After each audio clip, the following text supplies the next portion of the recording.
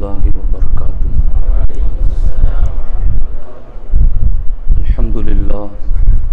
الحمد للہ الذی جعل نبینا شاہدا ومبشرا ونذیرا وداعیا الی اللہ بإذنہ وسراجا منیرا، والصلاة والسلام علی النبی حبیبہ المصطفیٰ الذی ارسلہ بالحق والہدی وعلى آلہ واصحابہ اولی الصدق والصفاء، اما بعد فاعوذ باللہ من الشیطان الرجیم، بسم اللہ الرحمن الرحیم۔ قد افلح المؤمنون، صدق اللہ العلی العظیم وصدق رسولہ النبی الامین المختار الکریم الرؤوف الرحیم۔ انتہائی احترام و عقیدت کے ساتھ حضور سید المرسلین خاتم الانبیاء رحمت للعالمین شفیع المذنبین صلی اللہ تعالی علیہ وآلہ وصحبہ وبارک وسلم کی بارگاہ میں اپنی غلامی کا ثبوت دیں، اور جس طریقے سے میں پڑھاؤں میرے ساتھ مل کر پڑھیں۔ الصلاۃ والسلام علیک یا رسول اللہ، الصلاۃ والسلام علیک یا حبیب اللہ، الصلاۃ والسلام علیک یا نبی اللہ، وعلی آلک واصحابک یا نور اللہ، صلی اللہ تعالی علیہ وسلم۔ لحد میں عشق رخ شہ کا داغ لے کے چلے، اندھیری رات سنی تھی چراغ لے کے چلے، تیرے غلاموں کا نقش قدم ہے راہ خدا، وہ کیا بہک سکے جو یہ سراغ لے کے چلے۔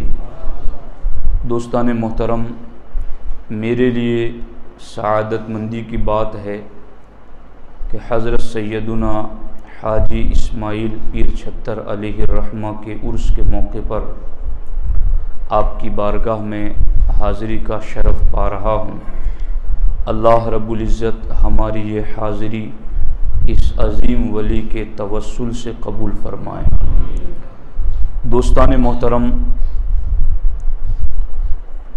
اللہ رب العزت نے قرآن مجید میں ارشاد فرمایا، قد افلح المؤمنون، بے شک ایمان والے کامیاب ہو گئے۔ اس آیت مبارکہ میں اللہ رب العزت نے اہل ایمان کو کامیابی کی بشارت عطا فرمائی۔ اب یہ کامیابی کس جہت کی اور کس لیول کی ہوگی؟ کوئی تاجر ہے تو وہ اپنی کامیابی کسی اور چیز میں سمجھتا ہے، کوئی ٹیچر اسٹوڈنٹس ہے تو وہ اپنی کامیابی کسی اور چیز میں سمجھتا ہے۔ تو یہ جن ایمان والوں کو اللہ نے کامیابی کی بشارت دی ہے تو وہ کس فیلڈ میں کامیاب ہیں اور کن کن مواقع پر وہ کامیاب ہیں؟ تو جو اللہ رب العزت نے ایمان والوں کو کامیابی کی بشارت دینے کے لیے جو لفظ قرآن میں ذکر فرمایا وہ ہے افلح، اور یہ افلح کا لفظ کتنی زیادہ کامیابیوں کو اپنے دامن میں سمیٹے ہوئے ہیں، اس کا اندازہ افلح کا معنی جو لغت عرب میں کیا گیا اس سے ہمیں اندازہ ہوتا ہے۔ افلح کا معنی لغت عرب میں یہ کیا گیا ہے، لیس فی کلام العرب کلمۃ اجمع من لفظۃ الفلاح لخیر الدنیا والآخرہ، کہ افلح کا معنی ہے لغت عرب میں کوئی ایسا جامع لفظ نہیں ہے سوائے لفظ افلح کے جو دنیا اور آخرت کی ہر کامیابی کو شامل ہو۔ اس کا مطلب یہ نکلا قد افلح المؤمنون، ایمان والے لخیر الدنیا والآخرہ، دنیا اور آخرت کی ہر فیلڈ میں ایمان والے کامیاب ہو گئے۔ ایمان والے دنیا اور آخرت کی ہر فیلڈ میں، ہر جہت میں کامیاب ہو گئے۔ اب دیکھو، تاجر اگر کامیاب بننا چاہتا ہے اور اس کے پاس پیسے ہو تو وہ یقین رکھتا ہے کہ میرے پاس کوئی اہم چیز ہے جو مجھے کامیاب کرے گی۔ کوئی کسی فن میں اگر آگے بڑھنا چاہتا ہے اور اس فن کی اس کو مہارت حاصل ہے تو وہ یقین رکھتا ہے کہ میرے پاس کوئی چیز ہے اس فن کی جو مجھے کامیاب کرے گی۔ اللہ نے ایمان والوں کو ایمان دے کر کتنی بڑی نعمت دی ہے کہ یہ کسی فیلڈ میں ناکام ہی نہیں ہے۔ دنیا اور آخرت کے ہر فیلڈ میں ایمان والا کامیاب ہے۔ اب یہ آیات مبارکہ میں نے موضوع کے لیے اس لیے منتخب کیا کہ یہ 18واں پارہ شروع ہوتا ہے اور سورۃ المؤمنون کی پہلی آیتیں ہیں، اور اس سورت کو سورۃ المؤمنون بھی اسی لیے کہتے ہیں کہ اللہ نے اس سورت میں مومنین کی صفتیں بیان کی ہیں کہ مومن کیسا ہوتا ہے۔ آج کے اس ترقی یافتہ دور میں ایک علمی بیداری پیدا ہوئی ہے قوم میں، اور لوگ جاننا چاہتے ہیں کہ ہم ایسے مومن بنے جیسا قرآن کہتا ہے، ہم ویسے مومن بنے جیسے اللہ کہتا ہے۔ اگر آپ کے دل میں یہ خواہش ہیں تو مبارک، اور نہیں ہے تو پیدا کیجئے، اور جب یہ خواہش پیدا ہو جائیں اور آپ کی تڑپ دوبالا ہو کہ میں نے قرآن والا مومن بننا ہے، تو آپ 18ویں پارے کا پہلا صفحہ ترجمے کے ساتھ پڑھ لیں، اس کی تفسیر پڑھ لیں، عمل شروع کر دیں، آپ قرآن والا مومن بن جائیں گے۔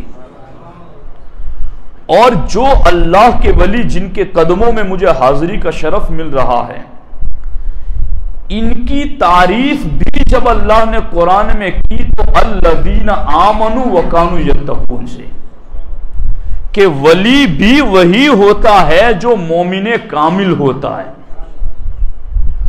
تو یہ بعید نہیں کہ یہ صفتیں ولی کی بھی ہیں جو سورۃ المومنون کی ابتدائی آیات میں مومنون کی صفتیں بیان کی گئی، یہ ولی کی بھی صفتیں ہیں اور مومن کامل کی بھی صفتیں ہیں۔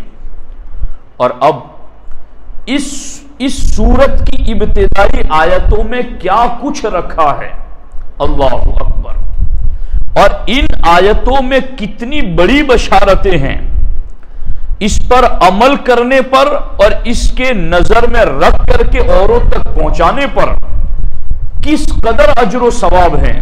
حضرت عمر فاروق اعظم رضی اللہ تعالیٰ عنہ فرماتے ہیں کہ ہم حضور علیہ الصلوۃ والسلام کی خدمت میں حاضر تھے، اور آقا علیہ الصلوۃ والسلام پر جب وحی نازل ہوتی مثل سلسلۃ الجرس، تو کبھی گھنٹی بجنے کی جیسی آواز آتی یا کبھی شہد کی مکھیوں کی بنبناہٹ کی طرح آواز آتی۔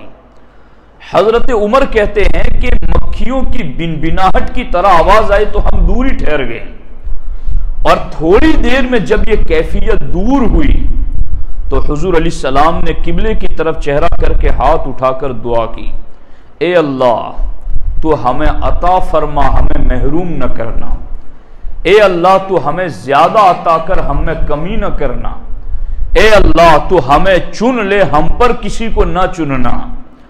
یوں سرکار دو عالم صلی اللہ تعالی علیہ وسلم نے دعا کی، اور اس کے بعد صحابہ سے کہا میرے صحابہ ایسی آیتیں نازل ہوئی ہیں کہ جو اس پر عمل کرے گا اللہ اسے جنت عطا فرمائے گا۔ صحابہ عرض کرتے ہیں حضور وہ آیتیں کون سی ہیں؟ تو ہمارے نبی علیہ السلام فرماتے قد افلح المومنون۔ یہ آیتیں 10 آیتیں اللہ کے رسول علیہ السلام نے پڑھ کر کے سنائی۔ اور اس پر ایک بڑی پیاری حدیث جو مختلف کتب احادیث میں اور تفاسیر میں ذکر ہیں، دھیان سے سنیے۔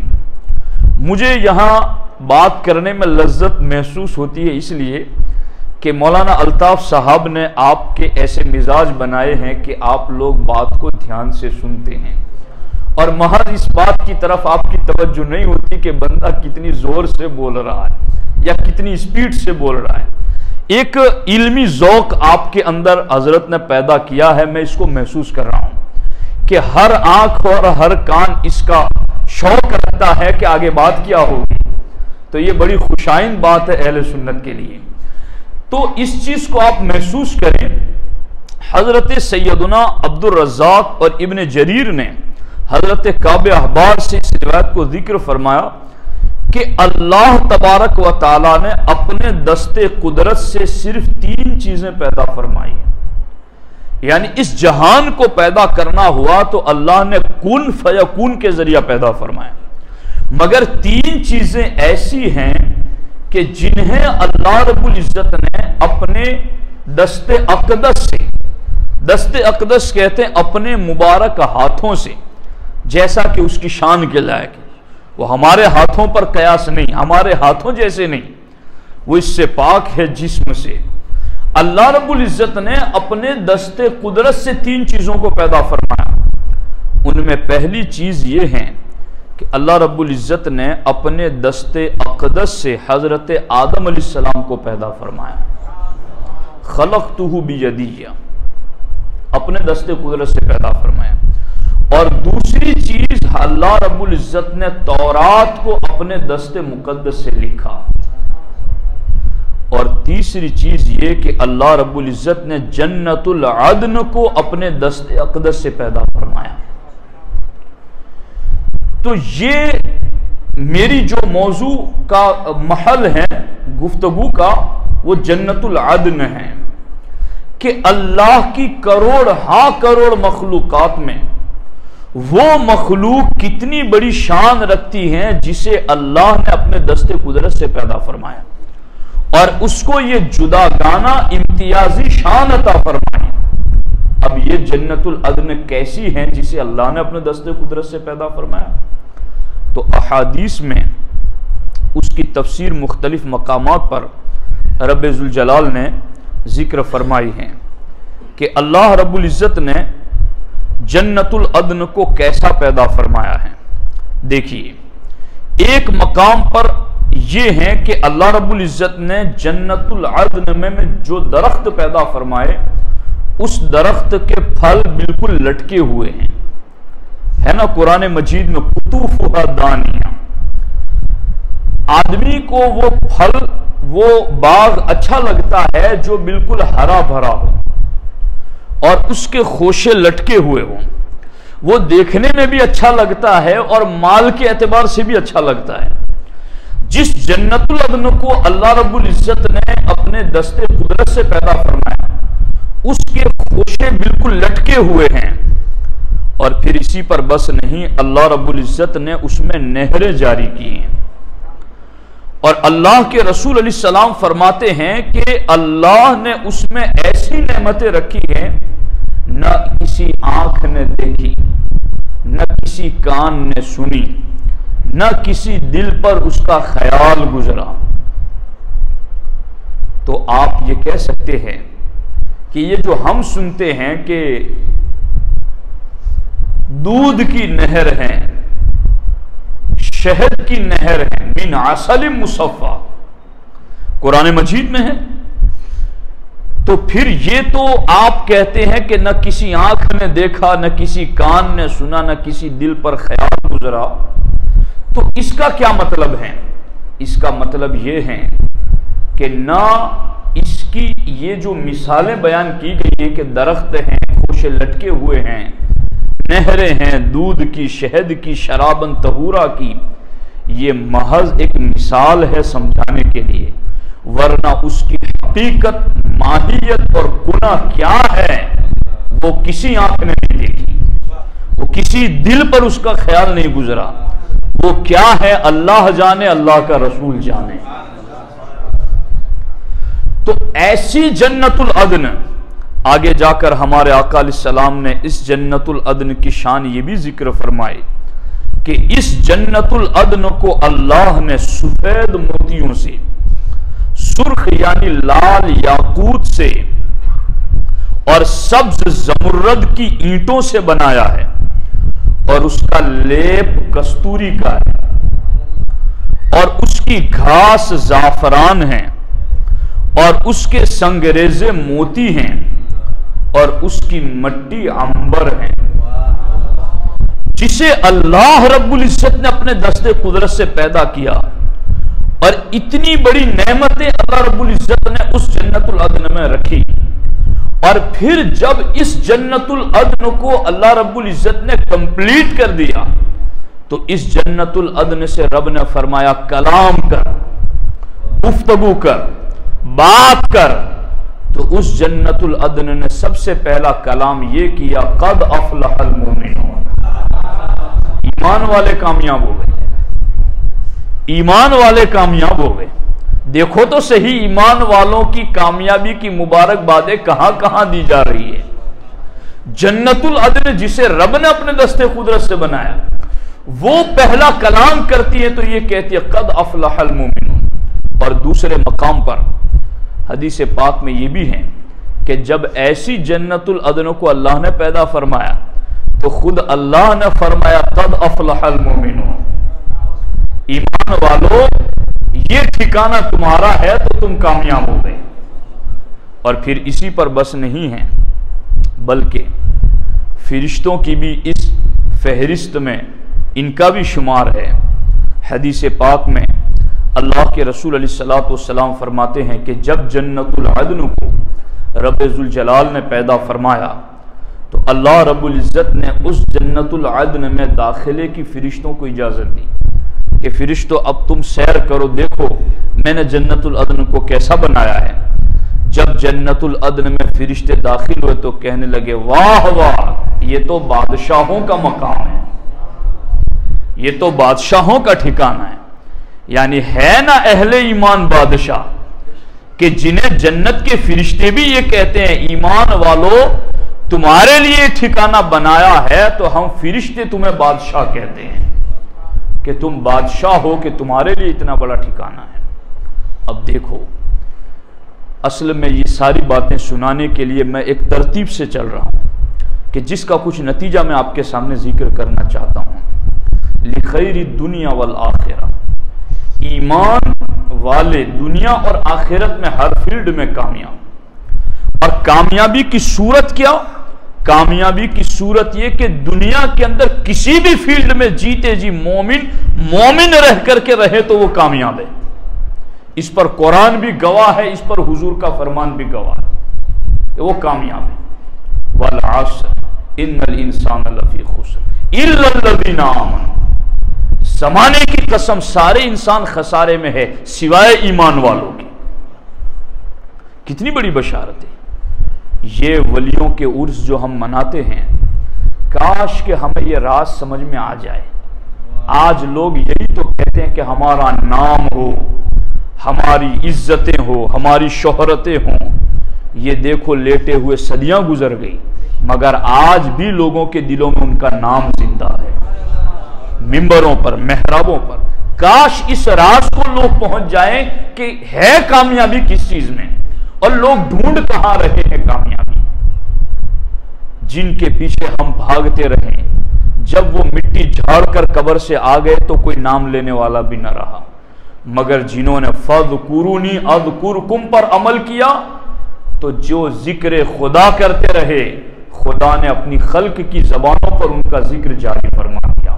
یہ راز کی باتیں ہیں، سمجھنے والے ہی سمجھتے ہیں، ورنہ اولئک کالانعام بل ھم اضل، اس سے زیادہ کوئی بات نہیں۔ لہم قلوب لا یفقہون بہا ولہم اعین لا یبصرون بہا ولہم آذان لا یسمعون بہا، کہ آنکھیں ہیں مگر دیکھتے نہیں حقیقت کو، کان ہے حقیقت کو سنتے نہیں، دل ہے مگر حقیقت کو سمجھتے نہیں ہیں۔ تو اس چیز کو سمجھنے کی ضرورت ہے۔ یہ رازدار لوگ لیٹے ہوئے ہیں۔ اب دیکھو یہ ایمان بندے کو اتنا کامیاب کرتا ہے کہ رب ان کا ٹھکانہ بنا کر رب کہے قد افلح المؤمنون؟ یہ ایمان والے اتنے بڑے کامیاب کہ جس جنت کو رب بنائے ان کے لیے اور وہ جنت کہے قد افلح المؤمنون؟ یہ ایمان والے اتنے کامیاب کہ فرشتے اس میں جا کر یہ کہیں کہ یہ بادشاہ لوگوں کا ٹھکانہ ہے؟ تو یہ ایمان کتنی بڑی نعمت ہے، اللہ اکبر۔ مگر آج لوگوں کو اس ایمان کی فکر بہت کم ہے۔ ہمارے جیب میں اگر 50 ہزار روپے دو جیب میں ہو اور بھیڑ بھاڑ والے علاقے سے ہم کو نکلنا ہو تو کیا آدمی لاپرواہی سے جائے گا، بے توجہی سے جائے گا؟ نہیں، دونوں ہاتھ جیب میں ڈال کر گڈیوں کو دونوں ہاتھ سے مضبوط تھام کر چپک کر کھسک کر دیکھ دکھا کر کے توجہ سے بیدار رہ کر ہوشیار رہ کر کے بڑی تیزی سے نکل جائے گا بھیڑ بھاڑ والے علاقے سے، چونکہ اسے پتا ہے کہ میرے جیب میں کوئی قیمتی چیز ہے۔ کیا دنیا میں اللہ نے ایمان سے زیادہ قیمتی چیز کوئی رکھی ہے؟ سنیوں، یہ مولانا الطاف صاحب ابھی کہہ رہے تھے، خوش قسمت ہے اہل سنت و جماعت، بالیقین خوش قسمت ہے، اس لیے کہ اہل سنت ہی اہل ایمان ہے۔ اور اس معیار پر میں آپ کو صرف ایک رخ دیتا ہوں، ایک صرف دھیان دلاتا ہوں آپ کو، اور انشاءاللہ کبھی اس پر گفتگو کروں گا کہ آپ مجھے یہ کہہ سکتے ہیں کہ اہل سنت ہی اہل ایمان، یہ آپ کیسے کہہ رہے ہیں؟ تو اللہ نے ایک میزان، ایک ترازو اور ایک معیار رکھا ہے قرآن میں، اور جس میزان اور ترازو پر اللہ نے قیامت تک آنے والے ایمان کے دعوے داروں کو تولنے کا حکم دیا ہے کہ تم اپنے آپ کو ان سے پرکھو، اور وہ کون ہے؟ قرآن کہتا ہے آمنو کما آمن الناس، اے قیامت تک آنے والے لوگوں ایمان ویسا لاؤ جیسا صحابہ ایمان لائے۔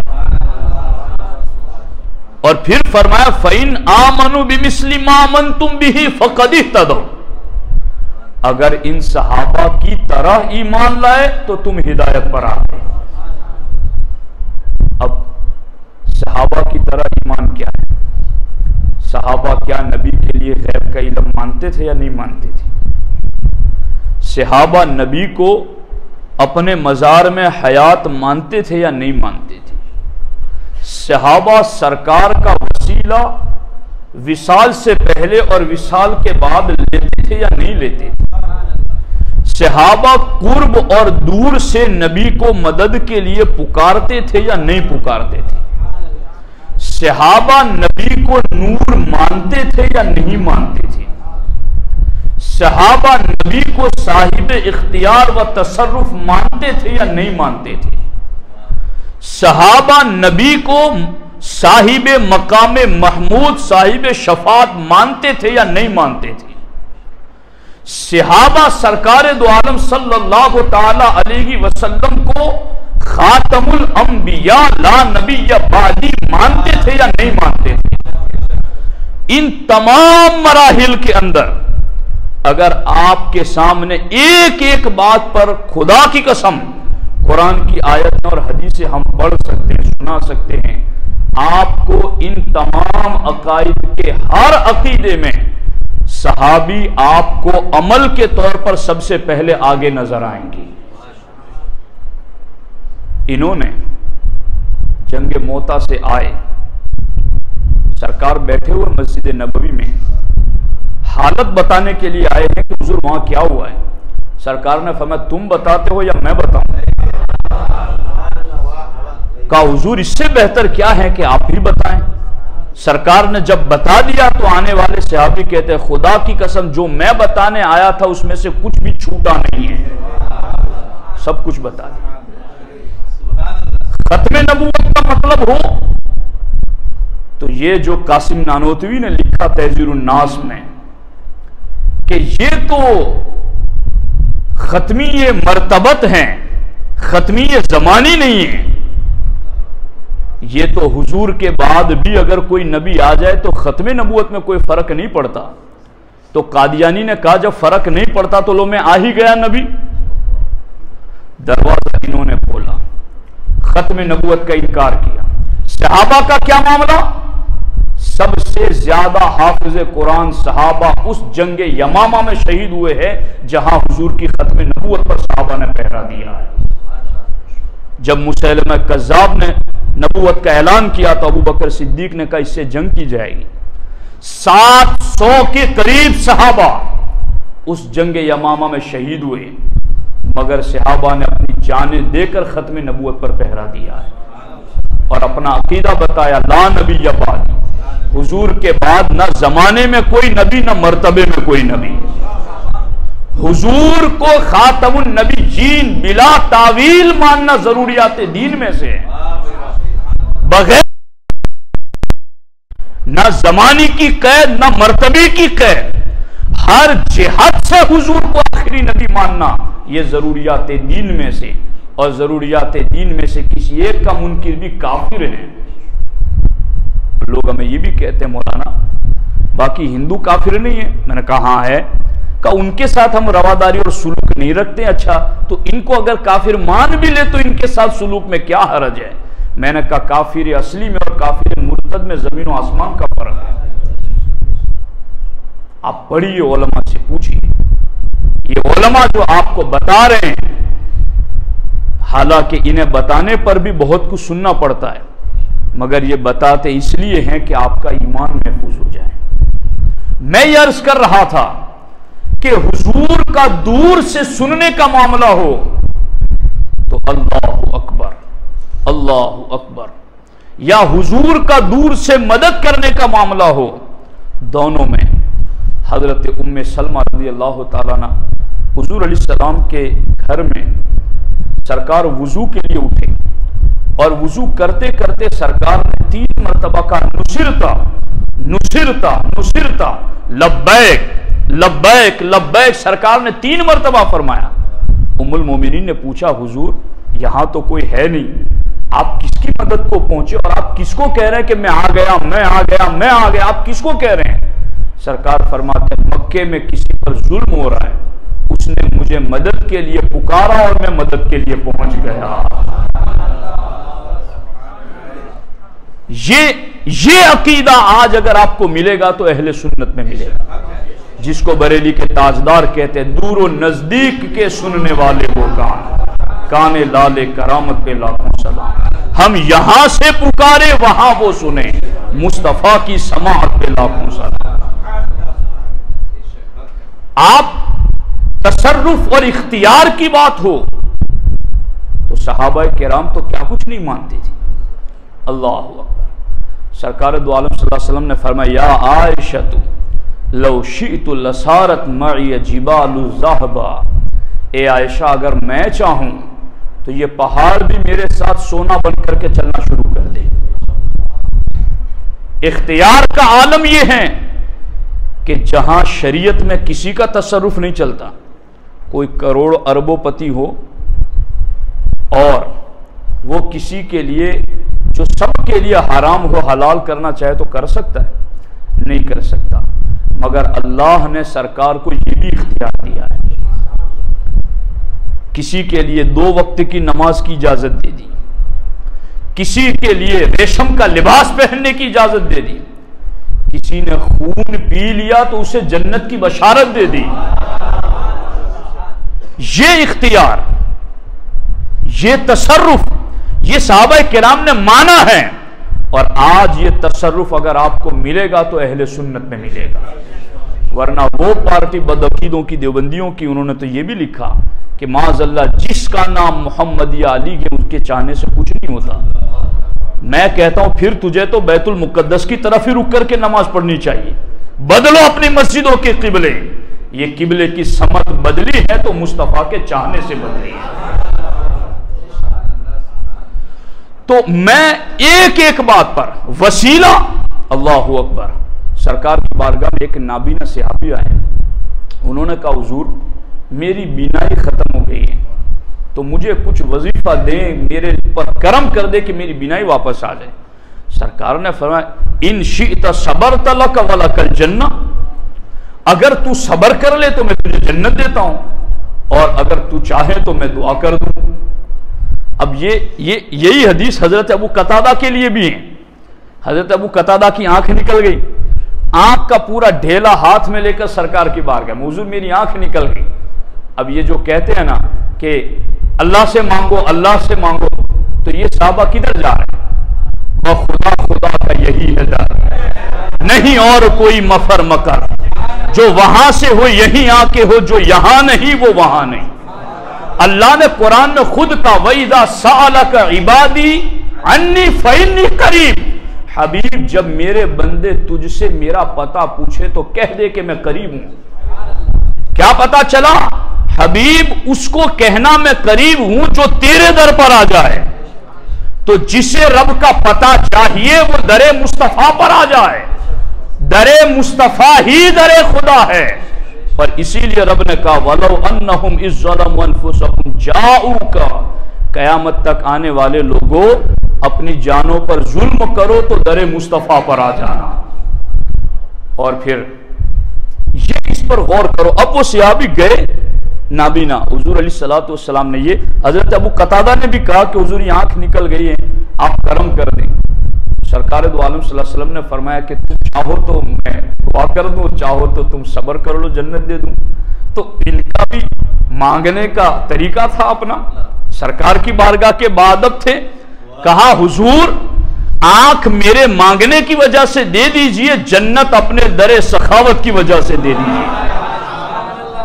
سرکار بھی مسکرانے لگے کہ اللہ نے، اور واقعی میں اللہ کی عین مرضی کے مطابق جو جماعت روئے زمین پر پیدا ہوئی وہ جماعت صحابہ ہے، عین مرضی خدا کے مطابق، جیسا رب نے چاہا مصطفیٰ نے ویسے بنا کے دکھا دیا۔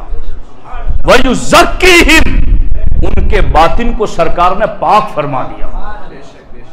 وَكَرَّهَ إِلَيْكُمُ الْكُفْرَ وَالْفُسُوقَ وَالْعِصْيَانَ، اللہ نے ان کے دلوں سے کفر کو بھی دور کر دیا، نفاق کو بھی دور کر دیا، گناہ کو بھی دور کر دیا۔ وَزَيَّنَهُ فِي قُلُوبِكُمُ الْإِيمَانَ، اللہ فرماتا ہے میں نے تو ان کے دلوں پر ایمان کو سجا دیا ہے۔ ایمان، ان کے دلوں پر اللہ فرماتا ہے میں نے ایمان کی مہر لگا دی ہے، اور ایسے ایمان کی مہر لگنے والوں کو ہی اللہ نے ہمارا پیشوا بنایا کہ تم بعد میں ایمان کیسے لاؤ گے؟ انہی کی طرح چلتے رہنا۔ یہ کیسے لائے؟ آنکھ نکل گئی تو حضور کی بارگاہ میں، جی آنکھوں کی بینائی نہیں ہے تو حضور کی بارگاہ میں اب آئے، حضور کرم کر دیں۔ سرکار نے فرمایا جا 2 رکعت نماز پڑھ اور یہ دعا کر، اللہم انی اتوجہ الیک بنبیک محمد صلی اللہ علیہ وسلم نبی الرحمہ صلی اللہ تعالی علیہ وسلم۔ یہ پوری دعا، اس دعا کا ترجمہ ہے اے اللہ میں تیری بارگاہ میں تیرے محبوب کا وسیلہ پیش کرتا ہوں۔ وہ صحابی جو روایت کرنے والے نا عثمان بن حنیف رضی اللہ تعالیٰ عنہ، وہ فرماتے ہیں کہ میں جب اس کو ہاتھ پکڑ کر ان کو نابینا کو کوئی مسجد لے جا رہا تھا، اس وقت میں وہیں بیٹھا تھا، ابھی ہم بیٹھے ہی تھے کہ وہ واپس اپنی آنکھوں سے دیکھتے ہوئے چلتے ہوئے آئے۔ اب یہ حدیث پیش کرتے ہیں تو یہ کہتے ہیں کہ یہ تو حیات ظاہری کی بات ہے، جی حیات ظاہری کی بات ہے۔ اور مولانا الطاف صاحب مجھے ان کی عقلوں پہ بڑا افسوس ہوتا ہے کہ کیا جو چیز حیات ظاہری میں جائز ہو کیا وہ بعد وفا شرک ہو جاتی ہے؟ اور جو چیز شرک ہے وہ شرک ہے۔ بھائی حلال حرام کا نبیوں کے اگلے نبیوں کو اور اس نبی میں فرق رہا ہے کہ کسی نبی کے زمانے میں کوئی چیز حرام تھی اس امت میں حلال ہو گئی، مگر شرک ہر دور میں شرک ہر وقت شرک، چاہے بعد وصال ہو یا قبل وصال ہو۔ اگر وصال کے بعد وسیلہ لینا شرک ہے تو وصال سے پہلے بھی تو وسیلہ لینا شرک ہوتا، اور یہ وسیلہ تو خود حضور نے سکھایا ہے، سرکار نے سکھایا بھی اور سرکار نے خود بھی لیا۔ جب مولا علی رضی اللہ تعالیٰ عنہ کی والدہ سیدہ فاطمہ بنت اسد رضی اللہ تعالیٰ عنہ کو جب جنت البقیع میں لٹانا ہوا قبر میں، سرکار ان کی قبر میں خود پہلے لیٹی اور سرکار نے فرمایا اے اللہ یہ میری ماں کے بعد میری ماں ہے، تجھ پر تیرے نبی اور اگلے نبیوں کا وسیلہ، ان پر قبر کے مراحل آسان فرما دے، یہ وسیلہ ہے۔ مگر بعد وصال والی بھی حدیث یہی ہے۔ حضرت عثمان غنی رضی اللہ تعالیٰ عنہ کی بارگاہ میں ایک صحابی روزانہ آتے اپنے کسی کام کے لیے، اور آ کر کہتے کہ آ کر چاہتے کہ عثمان غنی ان پر نظر کرے اور ان کی ضرورت، ان کا کام پورا ہو، مگر حضرت عثمان غنی رضی اللہ تعالیٰ عنہ مصروفیت اتنی زیادہ تھی کہ توجہ نہیں دے پاتے۔ تو ایک مرتبہ جاتے ہوئے حضرت عثمان بن حنیف سے ملاقات ہو گئی، کہا بھائی میں روزانہ جاتا ہوں دربار خلافت میں، مگر میری طرف توجہ نہیں پڑتی ان کی۔ تو حضرت عثمان بن حنیف کو وہ نابینا والی حدیث یاد تھی، بینائی واپس آ گئی، وسیلے والی۔ حضور کے وصال کے بعد عثمان غنی کب خلیفہ بنے؟ جی اب انہوں نے یہ دعا سکھا دی کہ تو اچھی طرح وضو کر اور حضور کے وسیلے سے یہ دعا کر، اور پھر حضرت عثمان غنی کے دربار میں جا۔ وہ سیدھے گئے مسجد میں، وضو کیا، اچھی طرح نماز پڑھی، پھر حضور کے وسیلے سے دعا کر کے حضرت عثمان غنی کے پاس گئے، تو حضرت عثمان غنی رضی اللہ تعالیٰ عنہ نے فوراً انہیں اپنے پاس بلا لیا۔ کیا کام ہے؟ کہا حضور یہ کام ہے۔ کہا جاؤ تمہارا کام ہو گیا۔ اب جو واپس گھر جا رہے تھے تو عثمان بن حنیف راستے میں مل گئے، کہا بھائی تمہارا شکریہ کہ تم نے میری سفارش کر دی عثمان غنی سے۔ کہا خدا کی قسم میں نے عثمان غنی سے سفارش نہیں کی۔ کہا پھر انہیں پتا کیسے چلا؟ کہا بس یہ وسیلہ مصطفیٰ کی برکت ہے۔ اور آج سنی وسیلے ہی کی تو بات کرتا ہے جی، اور یہ صحابی نے لیا، بعد وصال بھی لیا، قبل وصال بھی لیا، اور اللہ نے ہمیں قرآن میں یہی تو کہا ہے کہ ایمان ویسے لاؤ جیسے صحابہ ایمان لائے، اور انہی ایمان والوں کے لیے تو رب نے فرمایا قد افلح المؤمنون، کہ ایمان والے دونوں جہان میں کامیاب ہو گئے۔ اس لیے ایک ایک حدیث، ایک ایک عقیدے پر آپ لیتے چلے جائیں گے تو آپ کو صحابہ کرام کا عمل نظر آئے گا۔ خیر، میں یہ بات عرض کر رہا تھا کہ یہ ایمان جو صحابہ کرام معیار ایمان، اور اللہ کے فضل سے الحمدللہ رب العالمین اہل سنت و جماعت کا ہر عقیدہ صحابہ کرام سے ثابت ہے۔ چونکہ ہم اہل سنت و جماعت اسی لیے ہیں کہ ہم سنت پر بھی عمل کرتے ہیں، جماعت صحابہ پر بھی عمل کرتے ہیں، جبھی اہل سنت و جماعت ہے۔ اور انہی کو اللہ نے ہمارے لیے معیار ایمان کا اور آئیڈیل بنایا ہے۔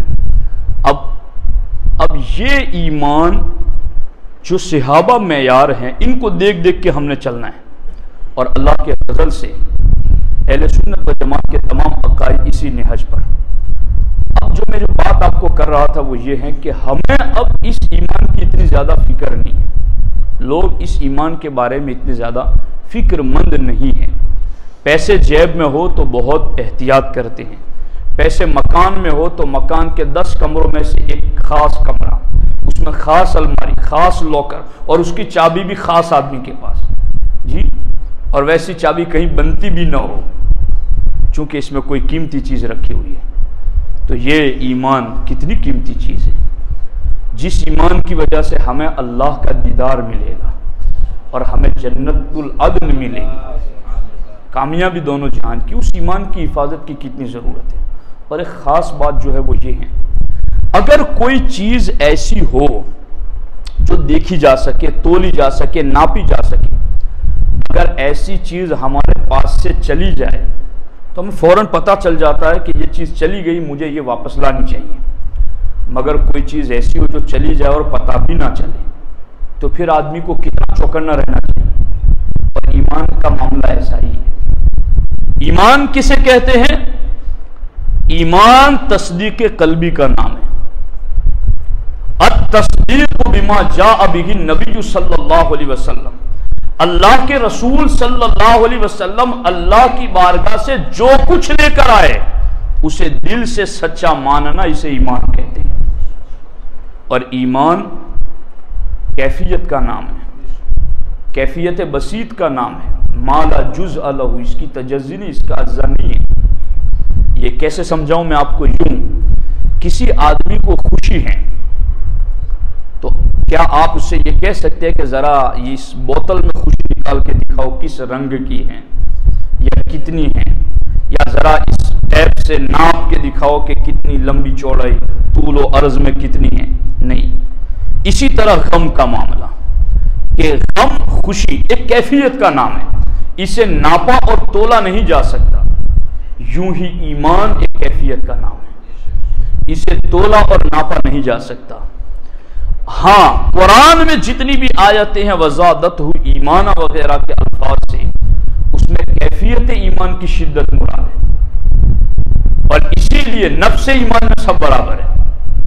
خیر یہ بحث درسگاہ کی، لیکن میں آپ کو یہ بات سمجھانا چاہتا ہوں کہ ایمان ایک کیفیت کا نام ہے، ایسی چیز نہیں ہے کہ نکل جائے اور ہمارا وزن 4-5 کلو کم ہو جائے اور ہمیں پتا چل جائے کہ 5 کلو وزن ہوا اور نکل گیا ایمان، یا 5 فٹ کے تھے اور 4 فٹ کے ہو گئے اور ہمیں پتا چلے کہ ایمان نکل گیا، میں تھوڑا کم ہو گیا، اس لیے ایمان آیا تو بھی پتا نہیں چلا، وزن نہیں بڑھا، اور نہ ایمان جائے گا تو پتا چلے گا۔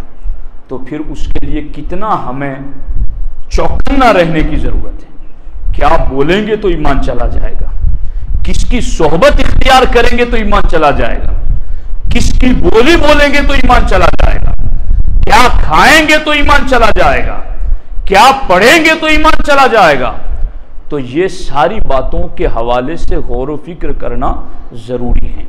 اب میں جو آپ کو خاص باتیں بتا رہا ہوں، صرف چند باتیں کہ وہ کون سی باتیں جس کی وجہ سے ایمان چلا جاتا ہے، جاننا چاہیں گے تو دیکھیے، بات لمبی نہیں کروں گا، بس حالانکہ میں تو چاہتا تھا کہ مختصری بات ہو، بات بڑھتے بڑھتے دور تک چل پڑتی ہیں، ورنہ ایمان اب کتنا قیمتی ہے۔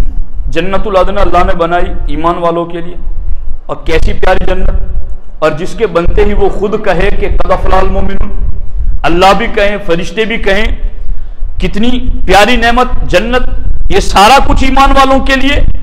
اب یہ ایمان جاتا کیسے ہے؟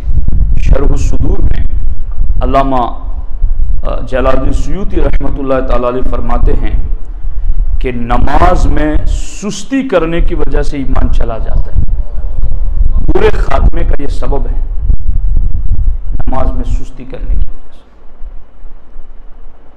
دوسری چیز شراب نوشی کی وجہ سے، جو عادی شرابی پیتا رہتا اور توبہ نہیں کرتا ہے، اس کا ایمان چلے جانے کا خطرہ ہے۔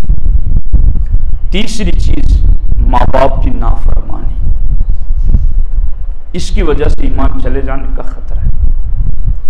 چوتھی چیز ہے مسلمانوں کو تکلیف دینا، اور یہ چیز عام ہے، پڑوسی ساتھ میں رہتا ہے، اپنا دروازہ اور اپنے جو جگہ ہے اس سے 5 فٹ آگے دیوار بنائیں گے، اور پھر اس کے بعد آگے اینٹیں بھی رکھیں گے تاکہ میرا پڑوسی یہاں سے جا نہ سکے، اور عجیب عجیب 35 لوگوں کے ہر جگہ کے اپنے اپنے معاملات ہیں۔ تو مسلمانوں کو تکلیف دینے والا ممکن ہے کہ اللہ اس سے ایمان کو سلب فرما لے، ایمان لے لے، اس سے بھی بچیں۔ اور چغل خوری، اس سے بھی ایمان چلا جاتا ہے، حسد اس کی وجہ سے۔ اور اس سلسلے میں حضرت سیدنا فضیل بن عیاض کا ایک شاگرد جس پر آپ کو بڑا ناز تھا، جب اس کی انتقال کا وقت قریب آیا تو حضرت فضیل بن عیاض رضی اللہ تعالیٰ عنہ اس کے سرانے بیٹھے تھے، اس کو کلمے کی تلقین کر رہے تھے، مگر اس نے کہا کہ میں کلمے سے بیزار ہوں، یعنی بیزار کا مطلب میرا اس کلمے سے کوئی تعلق نہیں، اور وہ بے ایمانی کی حالت میں مرا۔ آپ کو اس کی عبادت پر تو بڑا فخر تھا کہ اتنا پرہیزگار شاگرد، اور بے ایمانی کی موت مرا۔ 40 دن تک آپ روتے رہے، اللہ رب العزت نے ان کو خواب میں دکھایا کہ وہ جہنم میں گھسیٹا جا رہا ہے۔ آپ نے اس سے پوچھا کہ تیرا خاتمہ کیوں برا ہوا؟ اس نے کہا کہ میں چغل خوری کرتا تھا اور میں حسد کرتا تھا، اور تیسری چیز یہ کہ سال میں ایک بیماری کی وجہ سے ایک مرتبہ حکیم کے کہنے پر 1 گھونٹ شراب پیتا تھا۔ بس اللہ نے اس وجہ سے آخری وقت میرے دل سے ایمان نکال لیا۔ زانی جب زنا کرتا ہے تو اس سے ایمان نکل جاتا ہے۔ اور اس کے ساتھ ساتھ باقی جو باتیں ہیں، حضور صدر الشریعہ فرماتے ہیں جو اذان کے وقت دنیاوی باتوں میں مشغول رہتا ہے، معاذ اللہ خاتمہ برا ہونے کا اس پر خوف ہے۔ اسی طریقے سے حضرت اس کو بھی امام جلال الدین سیوطی نے بھی لکھا اور علامہ عبد المصطفیٰ اعظمی علیہ الرحمہ نے بھی لکھا کہ ایک بندہ انتقال کے وقت اس کی زبان پر کلمہ جاری نہ ہوا، لوگوں نے اس کو پڑھانا چاہا مگر وہ یہ تو کہتا تھا مجھ سے پڑھا نہیں جا رہا ہے، مجھ سے پڑھا نہیں جا رہا ہے، مجھ سے پڑھا نہیں جا رہا ہے۔ لوگ کہتے تو یہ بول رہا ہے تو کلمہ کیوں نہیں بولتا؟ کہا مجھ سے پڑھا نہیں جا رہا ہے۔ پھر اللہ اکبر اللہ اکبر اللہ اکبر، اس کا اسی حالت میں انتقال ہوا کہ اسے کلمہ نصیب نہ ہوا۔ پوچھنے پر پتا چلا کہ یہ ابو بکر و عمر کے دشمن رافضیوں کی صحبت میں بیٹھتا تھا، اور وہ کلمہ پڑھنا چاہتا تھا تو فرشتے اسے یہ کہتے تھے تو زندگی بھر ابو بکر و عمر کے گستاخوں کی صحبت میں بیٹھا، تجھے کلمہ نہیں پڑھنے دیں گے ہم۔ ابو بکر و عمر کے گستاخوں کا یہ عالم ہے تو گستاخ رسول کے ساتھ کیا ہوگا؟ لوگ رشتہ داریاں کرتے ہیں، لوگ کہتے ہیں مولانا تم یار عجیب باتیں کرتے ہو، تو کیا کریں ہم؟ قرآن پڑھنا چھوڑ دیں، حدیث پڑھنا چھوڑ دیں؟ یہ باتیں آپ کو نہ بتائیں گے تو کسے بتائیں گے؟ ایمان والو ایمان کی حفاظت کرو، اس سے بڑھ کر دنیا میں کوئی نعمت نہیں ہے۔ یہ سارے رشتے یہی چھوٹ جائیں گے، قبر میں آئیں گے تو مصطفیٰ تشریف لائیں گے، پل صراط پر حضور تشریف لا کر رب سلیم کی صدا لگائیں گے، میزان عمل پر نیکیوں کا پرلا حضور وزنی بنائیں گے، جب پیاسے ہوں گے تو جام کوثر حضور پلائیں گے۔ سارے رشتے حضور ہی کی وجہ سے، اگر حضور کا رشتہ ہے تو ٹھیک ہے، ورنہ اگر حضور کے ساتھ رشتہ ٹھیک نہیں تو ہمارا بھی اس سے رشتہ ٹھیک نہیں ہے۔ یہ ہر مومن کی کیفیت ہونی چاہیے۔ لوگ کہتے ہیں یہ مولانا صاحب ایک بات یہ بھی چل پڑے، مولانا اس میں کیا فرق پڑتا ہے یار؟ ایک شخص نماز کی حالت میں تھا اور اس کا وضو ٹوٹ گیا، اسے شرمندگی ہوئی کہ میں مسجد سے باہر جاؤں گا تو لوگ کیا کہیں گے، وہ ایسے ہی نماز میں کھڑا رہا۔ اب اسے لگا کہ ابھی مجھ پر بجلی گر جائے گی، زمین پھٹ جائے گی، منہ کالا ہو جائے گا، وہ کچھ نہیں ہوا۔ وہ گھر گیا تو اس نے کہا یار مجھے کچھ نہیں ہوا تو اسلام سچا مذہب نہیں ہے، وہ عیسائی ہو گیا۔ تو اس وقت کے علماء اسے سمجھانے کے لیے گئے، بھائی تجھے اسلام کی کون سی ایسی بات میں کمی نظر آئی کہ تو اسلام چھوڑ گیا؟ کہا میرے ساتھ ایسا ہوا تو میں نے سوچا کہ مجھے کچھ نہیں ہوا تو اسلام سچا مذہب نہیں، اس لیے میں نے اسلام چھوڑ دیا۔ کہا اللہ نے قیمتی ایمان تجھ سے لے لیا اور تو کہتا ہے کچھ نہیں ہوا ہے؟ اس سے قیمتی چیز کوئی ہوتی تو وہ چلی جاتی، ایمان ہی اللہ نے لے لیا اور تو کہہ رہا ہے کچھ نہیں ہوا ہے۔ تو یہ جو آج لوگوں کی زبانوں پر ہے کہ کچھ نہیں یار مولانا کچھ نہیں، کیا فرق پڑتا ہے؟ یہ جو زبانوں سے جملے نکل رہے ہیں یہ جملے بتا رہے ہیں کہ بہت کچھ دل میں ہو چکا ہے، تبھی ایسے جملے نکلتے ہیں۔ اس لیے اپنی آخرت سوچو۔ لوگ ہمیں کہتے ہیں مولانا آپ کو ہماری قبر میں سونے آنا ہے، میں نے کہا نہیں آنا ہے، آپ نے خود ہی جانا ہے، تو جو کہہ رہے ہو وہی تو سوچ لو۔ ہم نے نہیں آنا، تم نے خود ہی جانا ہے۔ کوئی اور ساتھ میں آنے والا ہوتا تو تمہیں کچھ سہارا رہتا کہ کچھ وہ بوجھ اٹھائے گا کچھ میں اٹھاؤں گا، مگر جو بول رہے وہ سمجھو تم نے خود ہی جانا ہے اور ہر سوال کا جواب خود ہی دینا ہے۔ فکر کرو اس چیز کی۔ اس لیے یہ بڑا اہم موڑ ہے۔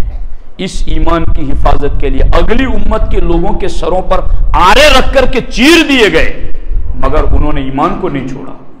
چھوٹے چھوٹے بچے جب ان کو گود سے چھین کر ڈالا جانے لگا تو ماں کانپنے لگی۔ چھوٹا بچہ ماں کی گود سے بولنے لگا ماں میرے بھائیوں کو آگ میں ڈال دیا گیا، وہ جل گئے، جلتے نہیں ہیں، وہ جنت میں پہنچ رہے ہیں۔ ماں تو فکر نہ کرنا، میں بھی جنت میں جا رہا ہوں، تو بھی میرے پیچھے جنت میں آ جا۔ پڑھیے سورۃ البروج، یہ ساری باتیں ملیں گی۔ اللہ اکبر۔ ایک صحابی مسلمہ کذاب کے دربار میں انہیں پکڑ لیا گیا اور مسلمہ کہتا کہ محمد صلی اللہ علیہ وسلم کے بارے میں کیا کہتا ہے؟ کہا ہوا رسول اللہ صلی اللہ علیہ وسلم، اللہ کے رسول ہے۔ کہا میرے بارے میں کیا کہتا ہے؟ کہا میرے کان نہیں سنتے تو کیا کہہ رہا ہے؟ جی بار بار یہ کہتا رہا۔ یہ ایسا ایمان انہیں پچ پچی باتیں اور ڈیلی